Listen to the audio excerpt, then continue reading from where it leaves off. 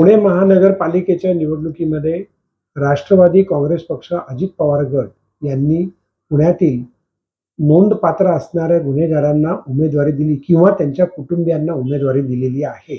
या बाबतीमध्ये पुणेकरांच्या प्रतिक्रिया आणि काय भावना आहेत हेही आपण जाणू। अजित पवारांकडून ज्या लोकांना उमेदवारी दिली त्यातील काही उमेदवारांच्या कुटुंबियांच्या मध्ये गुन्हेगार प्रवृत्ती असल्याचं दिसून येतं। तथापि शिवसेनेनं युवा चेहऱ्यांना संधी दिली आहे।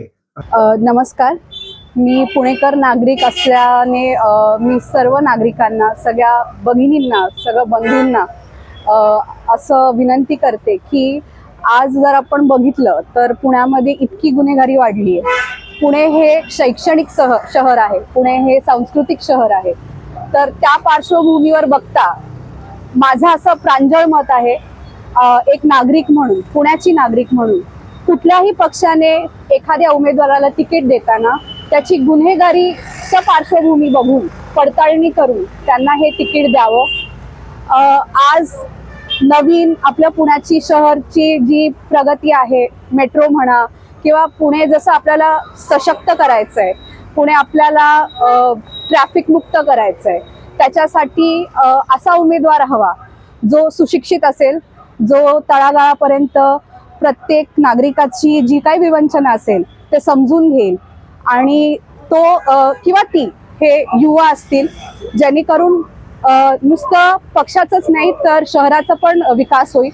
त्यामुळे नागरिक म्हणून मी विनंती करते सर्वांना, अशा पक्षाला मत द्या ज्यांनी गुन्हेगारी पार्श्वभूमी नसलेल्या उमेदवारांना तिकीटं दिली।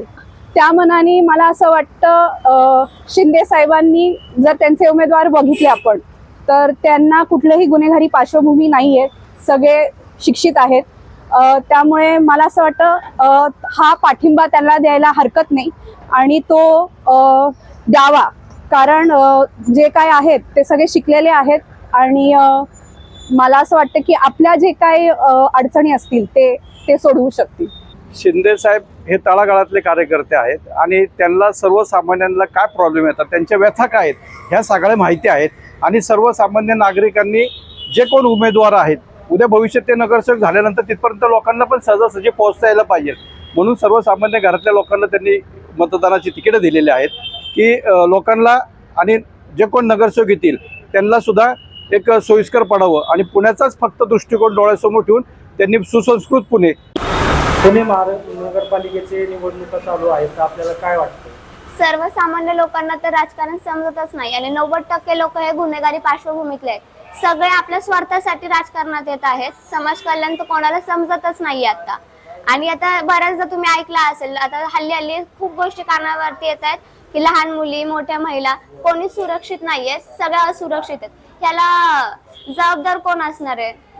आताचे जे उमेदवार आहेत मी पहिलं सांगितलं तसंच सगळे 90% गुन्हेगारीत येते आणि जे शिंदे साहेब म्हणजे आदरणीय शिंदे साहेबांच्या गटातील जे उमेदवार आहेत ते अगदी हुशार आणि तडफदार उमेदवार आहेत। अशांना संधी न देता लोक जे बाकीचे 90% गुन्हेगारीतले लोक आहेत त्यांना संधी मिळते।